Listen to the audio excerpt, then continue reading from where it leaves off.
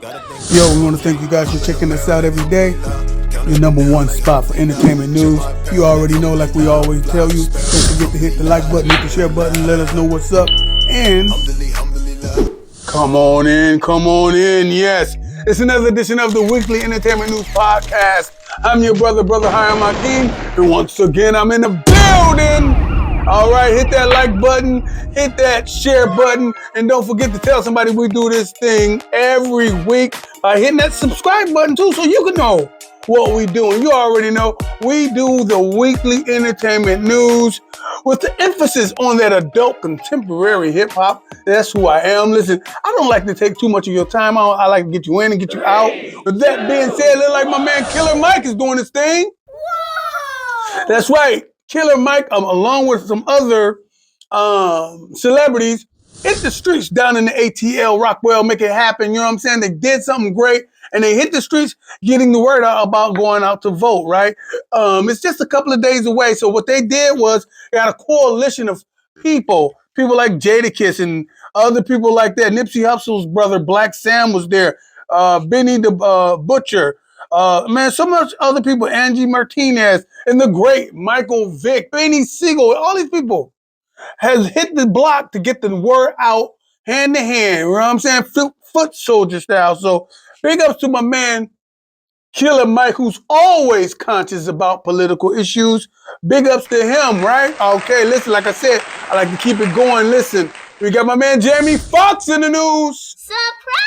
Listen, man, he's about to do something special. He's working on his Netflix special, okay? We already know it's going to be fire. Apparently, upon recording this thing down in Atlanta, people wasn't supposed to be having their own cell phones in there. Well, guess what? Somebody snuck some stuff in. A couple of people did. And they said he made a joke. Now, we all know that your boy, Jamie Foxx, got sick about a year or so ago with this mysterious illness. Well, they said the joke was he got sick because Diddy got him sick. What the hell? Was he suggesting that Diddy slipped him something? Anyway, to come out to be the truth, it was just supposed to be a joke. People are running with this thing, taking it to the next level. Keep your eyes open. Although there's not a release date for my man Jamie Foxx's special that's coming on Netflix, but it is coming, so y'all need to check it out. Speaking about something that's happening as far as TV and movies, looks like my man Venom, the Marvel/Sony project, grabbed $51 million, making them the number one owner of the number one spot of the damn movie situation that happened this weekend. Unfortunately, it wasn't big enough to top the other ones, but it was big enough to do what it's supposed to do and make it the country's number one movie for the weekend. So, you know, I like comic book movies and everything. I really do. I am definitely going to see that. Haven't been able to see it yet. I don't know if I'm going to go to the movies to support it, but I'm definitely going to check it out as soon as I can on my streaming device. Okay, check this out. This is crazy.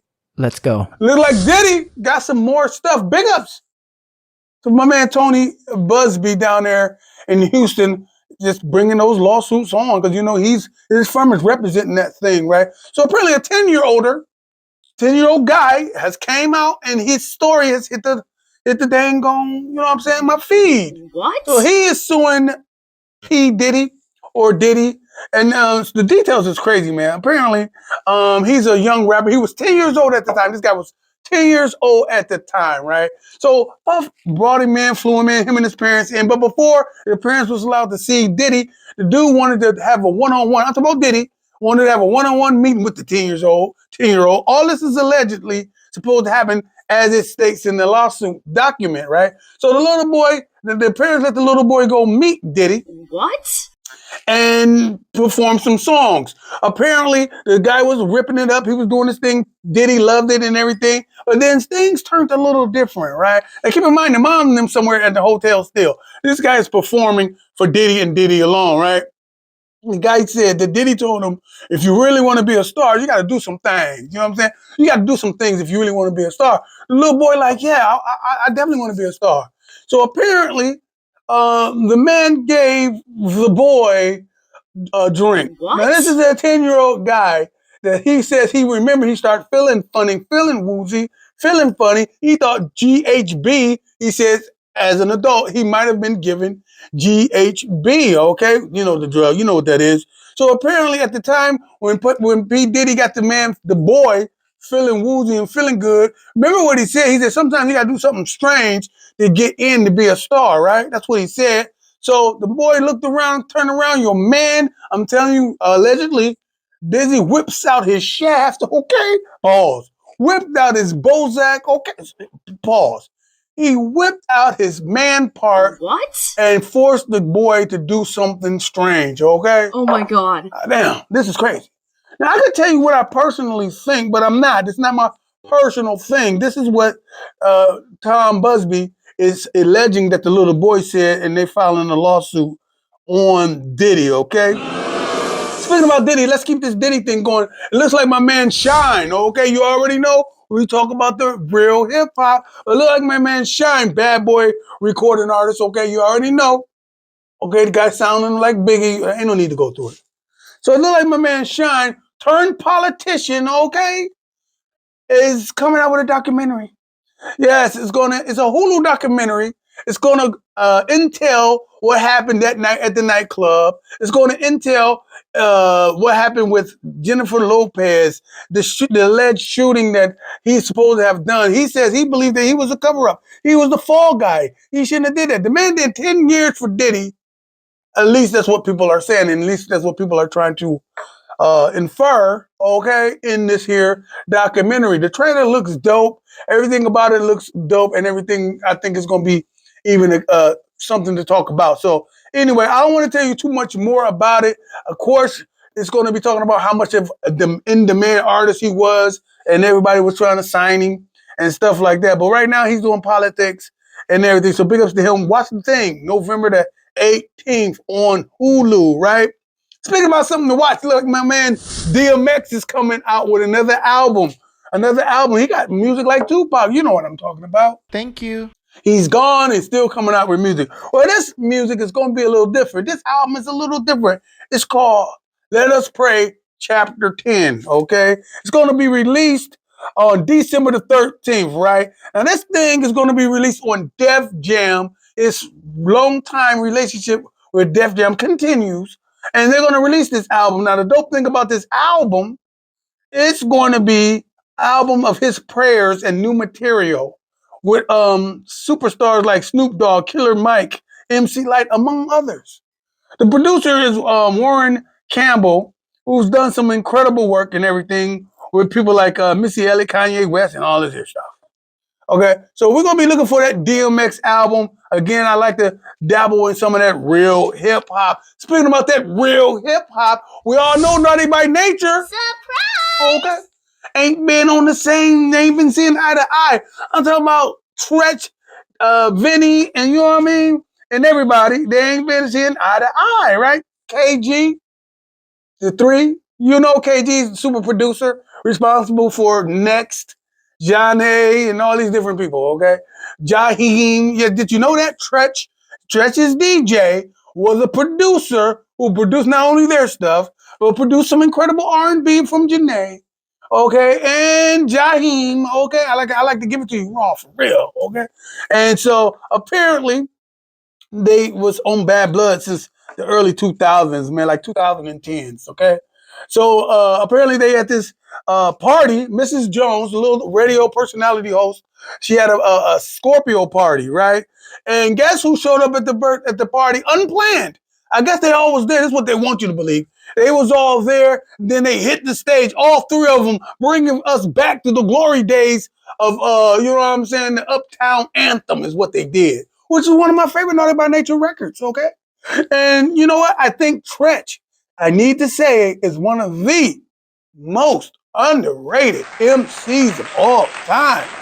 It was good to see the band put back together for this celebration. Hopefully, they will be able to continue what they did. Hopefully, that sparked something special so where they can get in the studio and even more, they can get some tour done. Speaking about touring done, somebody else that was beefing, Salt and Pepper. Surprise! You know they had a ongoing feud with DJ Spinderella, okay? I'm gonna say that again. DJ Spinderella used to be, she's still beautiful, but I thought she was my favorite member, okay? Anyway, Spinderella had a Halloween party, okay? She had a Halloween bash and everything. She was doing her thing. She promoted it. I think the magnificent Jazzy Jeff was there. It was pretty dope, right? Out of nowhere, Pepper showed up, okay? I'm going to say it again. Sandra herself shows up. Look at the combination. So Tretch hooks up with Naughty by Nature, who is Pepper's dang baby daddy, and she hooks up with Spinderella at this dang on Halloween bash. Now, they say Spinderella didn't know it was a surprise, so they did some songs just kind of impromptu. It was good to see the band back together, but Salt was missing. But in any rate, it was looking good. They did What a Man, they did Shoot, they did Push It, and they had a good time. Hopefully they can put the whole band back together and maybe do a tour with Naughty by Nature. Might as well bring out Kid and Play too. Hell, they got a podcast. Bring up some Kid and Play. They podcast is so dope. They bring in some of those golden era hip hop people and they have a little conversation with it. I enjoy their podcast as well. Listen, don't forget this show is powered by the Reporter newspaper. The Reporter newspaper been in business for over 50-something years. Listen, I am a proud supporter.